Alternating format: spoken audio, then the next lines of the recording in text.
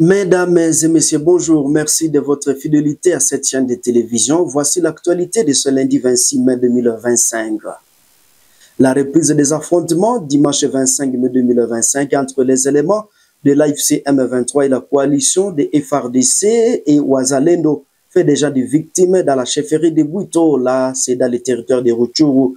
Plusieurs sources avancent et bilan provisoire de 9 morts et de blessés. Selon d'autres sources, des bombardements à longue portée étaient tirés à partir de la chefferie de Bouicha, précisément dans le groupement de Bukoma, dans la localité de Kaunga, là où sont installées les armes lourdes des rebelles du M23 R2F. Ces affrontements provoquent de nouveaux déplacements des habitants qui étaient pourtant déjà retournés dans la zone. Une source précise, l'agglomération de Bambo est débordée par qu'elle accueille plusieurs déplacés qui fuient les atrocités depuis tôt les montées de ce lundi. D'autres rues d'affrontement sont signalées également dans la partie de Mouliki, dans le groupement Mutanda, à la limite avec le groupement Bambo.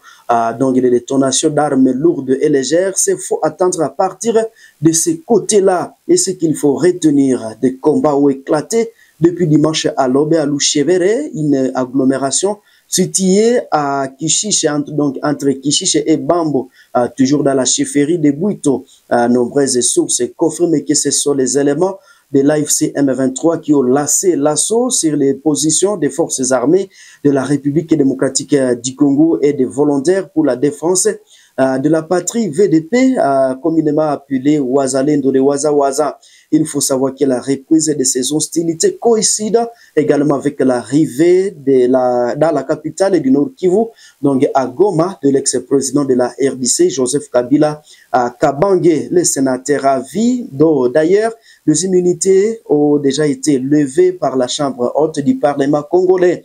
Dans son discours du vendredi 23 mai dernier, marque la fin de sous silence et a proposé un programme de redressement national articulé autour donc des 12 objectifs, dont la fin de la dictature, l'arrêt de la guerre, le rétablissement de l'autorité de l'État, la restauration de la démocratie, la réconciliation nationale, la relance du développement et de la sortie des troupes étrangères du territoire congolais. Mais également, il a salué donc au passage la décision de la SADC de retirer les troupes de la SAMU RDRC à l'est du pays.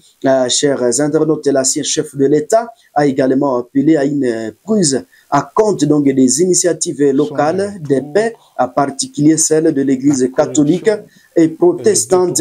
Il a critiqué donc la position du gouvernement qui, selon lui, accepte de dialoguer avec l'AFC M23 à Doha, tout en criminalisant donc d'autres formes de dialogue entre Congolais. Téléspectateurs, l'ancien chef de l'État et autorité morale des Fonds communs pour le Congo, Joseph Kabila Kabange, vient de faire en tout cas son entrée ce dimanche 25 mai 2025 dans la ville de Goma, chef-lieu de la province du Nord Kivu, sous contrôle de la rébellion de l'AFC M23, soutenue par le Rwanda. Selon des sources proches de l'ancien président de la République démocratique du Congo qui confirme la nouvelle, cette arrivée à Goma est conforme à la promesse faite lors de son dernier discours adressé à la population et à la classe sociopolitique congolaise. L'information est également confirmée par le dirigeant de la rébellion de l'AFC M23. Dans son adresse, Joseph Kabila Kabange a accusé le gouvernement d'avoir abandonné les populations de l'Est et de les avoir en tout cas punis, notamment à déconnecter les institutions financières locales du réseau bancaire national et à restreindre donc des mouvements des personnes et des biens. Ces décisions et bien d'autres vous a fixé donc et rendez votre vie plus précaire que jamais, a-t-il poursuivi. Mais il faut savoir qu'il appela donc à immuniser les conditions de vie dans cette partie du pays. L'ex-chef de l'État a exhorté donc les autorités à protéger la population et à souligner que l'armée, la justice et d'autres structures à charge de l'ordre et de la sécurité doivent être véritablement donc au service de la population et répondre donc à ces inspirations. Ce qu'il faut retenir dans un contexte sécuritaire marqué donc de conflits dans l'est de la République démocratique du Congo. Joseph Kabila Kabange a appelé la classe politique à surpenser donc à vie de trouver des solutions congolaises aux problèmes congolais. Salua les initiatives de paix à court. Joseph Kabila Kabange, à son tour, propose son schéma pour sortir de la République démocratique du Congo du gouffre. Mieux que quiconque, vous savez que pour moi, le Congo est la priorité absolue. Que sa souveraineté et son intégrité territoriale ne sont pas négociables. Que mon engagement pour la démocratie, la cohésion nationale, la paix et la stabilité n'est pas un slogan creux. Et que le respect de la Constitution et des lois du pays, autant que celui de la parole donnée, sont sacrés. Militaire, j'ai juré de défendre la patrie jusqu'au sacrifice suprême. Et des suivis de l'accord cadre pour la paix, la sécurité et la coopération pour la République démocratique du Congo et la région MRS. Évariste Ndayishimiye est arrivé ce dimanche monté à Kinshasa pour une séance de travail avec son homologue congolais Félix Antoine Tshisekedi Tshilombo, accueilli donc à l'aéroport international à Njili par le vice-premier ministre de la Défense Guy Kabombo.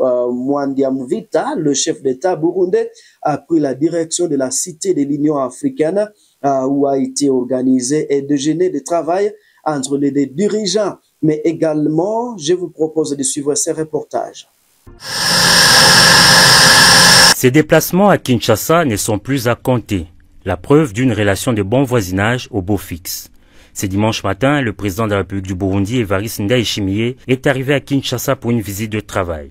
Accueilli à l'aéroport international d'Njili par le vice-premier ministre, ministre de la Défense, le président burundais a ensuite pris la direction du palais présidentiel de Mongalema, où l'attendait son homologue de la République démocratique du Congo, Félix Antoine Tshisekedi Tshilombo. Accolade, chaude poignée de main, les deux chefs d'État se sont retirés pour une rencontre en tête-à-tête de plusieurs heures. Ces voyages du président de la République du Burundi et président en exercice du mécanisme régional de suivi de l'accord pour la paix, la sécurité et la coopération pour la RDC et la région s'inscrit dans le cadre de consultations avec son homologue Félix Tshisekedi en prélude au 12e sommet du mécanisme régional de suivi de l'accord prévu ce 28 mai 2025 à Kampala en République d'Ouganda, sommet durant lequel Évariste Ndayishimiye passera le règne de la présidence du dit mécanisme, indique un communiqué de la présidence du Burundi. 12 ans après sa mise en place, le mécanisme national de suivi de l'accord cadre a fait l'objet d'une évaluation par les deux chefs d'État avant une autre évaluation collective des chefs d'État au sommet de Kampala. Signé en 2013, cet accord visait à promouvoir la paix, la sécurité et la coopération en RDC et dans la région des Grands Lacs, en mettant l'accent sur la résolution des conflits armés et la protection des droits humains. Au sortir de cette entrevue, aucune déclaration officielle n'a été faite. Pour le départ de son hôte de marque, le président Félix Tshisekedi l'a accompagné jusqu'à l'aéroport international de Njili. Les deux dirigeants vont poursuivre leurs entretiens lors du sommet de Kampala annoncé pour ce 28 mai 2025.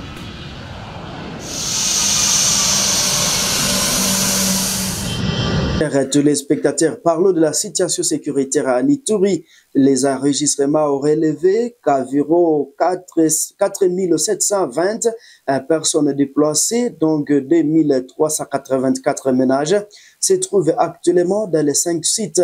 La plupart proviennent de Djougou et Mahagi, des territoires de l'Ituri, qui ont connu des violences communautaires entre mai et juillet 2019. Il faut savoir que ces populations sont en train d'être enregistrées. Je vous propose de suivre ces reportages. Ce sont les territoires des Mahagi et Irumu qui sont concernés d'abord par cette phase pilote. Objectif, maîtriser les réelles statistiques et défis avant de l'étendre sur les autres territoires ayant de déplacés réfugiés, a dit Didier Wamolo, chef de la délégation. C'est une mission pilote d'enregistrement des personnes déplacées internes. Donc le travail où la mission consistera à enregistrer et à documenter les personnes déplacées internes qui sont dans la finalité. En fait, c'est la finalité. Donc c'est un début. Vous savez que la province regorge beaucoup de déplacés internes. Et la Commission nationale pour les réfugiés a le mandat ou la mission de pouvoir protéger ces personnes. On ne peut pas assurer la protection sans pour autant identifier. À lui d'ajouter que cette phase pilote ne concerne que le gouvernement congolais avant d'inviter les partenaires. Cette mission, par rapport aux attributions nous confiées par l'arrêté interministériel, c'est la protection. Mais du moins, la protection peut enclencher d'autres travaux ou d'autres missions.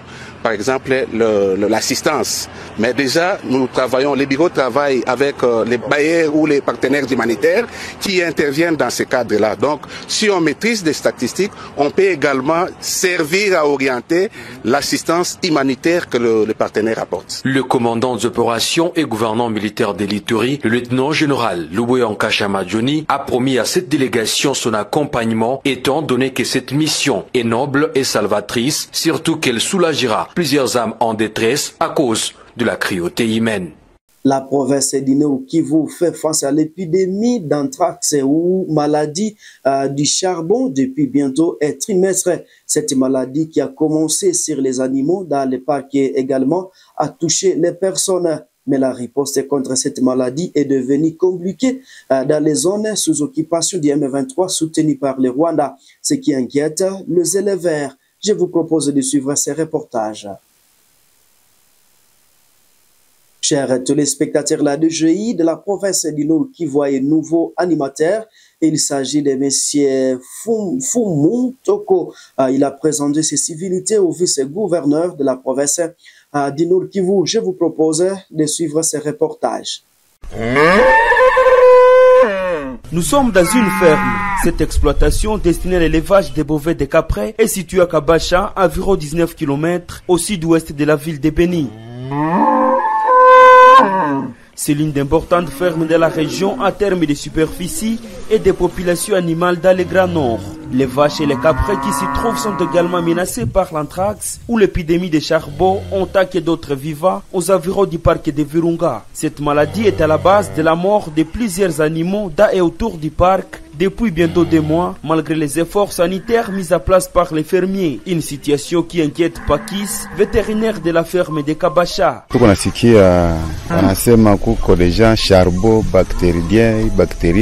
Nous sommes en train d'apprendre l'arrivée des charbons bactéridiens qui tuent les vaches et même dans les parcs, certains animaux sont morts. Nous sommes près du parc et nous avons peur parce que les gens traversent régulièrement notre ferme. Nous craignons que notre élevage soit consumé par cette maladie, que l'État nous vienne en aide en nous dotant des médicaments. La majorité des animaux affectés par cette maladie sont des bovins, indique Dimash Chumba, l'un des responsables du service de la pêche et élevage à Beni. Il déplore qu'il n'y a pas que les animaux, les personnes sont également affectées par cette maladie, surtout ceux qui travaillent dans des abattoirs. La plupart d'animaux qui sont en train d'être atteints par cette maladie sont surtout les bovins. On voit les vaches et voire même les petits ruminants qu'on appelle des chèvres. Mais il y a plusieurs victimes qui sont en train d'être enregistrées dans la région. Les victimes à question sont surtout les gens qui sont en train d'œuvrer surtout dans des abattoirs. Et entre autres les manipulateurs directs de la viande au sein des différents abattoirs. Il n'y a pas que Beni, d'autres cas sont notifiés dans les territoires de Lubero et de Rutshuru, aux environs du parc de Virunga, mais des zones aujourd'hui sous occupation des rebelles du M23. La présence de ces rebelles risque de compromettre les efforts sanitaires pour éradiquer cette maladie. D'après Moïse Malikidogo, acteur sociopolitique à Beni, la question sanitaire devrait être le souci primordial de tous, même les dirigeants du M23. Nous allons demander aux autorités, que ce soit les autorités politico-administratives, que ce soit même les autorités sanitaires, et même les dirigeants là de l'AFC M23 de l'autre côté, de laisser passage à ceux-là qui viendront secourir les populations là qui vivent à côté des autres. Parce que plus ils sont en train de consommer ces animaux-là, plus ils sont directement affectés. C'est une question qui touche directement les vies humaines. Depuis le 22 mars, une série de décès d'hippopotames a été signalée sur la rivière Ishacha, dans la zone de santé de Binza, la zone de santé de Nyakakoma et sur les rives du lac Edouard, dans le parc national de Virunga. Du 22 mars à aujourd'hui, les décès suspects d'anthrax ont été enregistrés chez 75 hippopotames, 10 buffles et une centaine de vaches, dont certains ont malheureusement été manipulés sans précaution ou mangés par des habitants de la région. Chers téléspectateurs, merci de nous avoir suivis. Nous sommes pratiquement à la fin de ces éditions de ce lundi 26 mai 2025. Si c'est la première fois de nous suivre, n'hésitez pas de vous abonner, aimer et partager la publication. Mais également, n'hésitez pas de nous laisser votre commentaire sur l'actualité du moment à République démocratique du Congo. Au revoir.